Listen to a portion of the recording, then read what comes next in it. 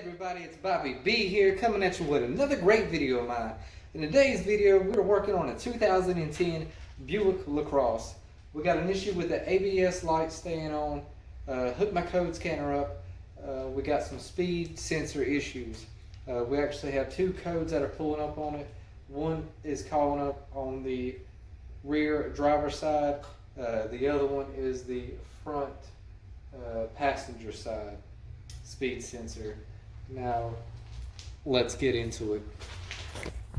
Alright, we are at the rear driver's side. After doing some investigation on it, I have found that the actual hub on the back side is what is bad on this car. Get back there and you look, you can see where it's not complete right here, and this is like a magnet for your speed sensor over here to read while it's spinning. So that's like a dead indicator to let you know that this part is bad and not your speed sensor over here. Well, alright, that took care of this problem with this particular car. I hope it fixes yours.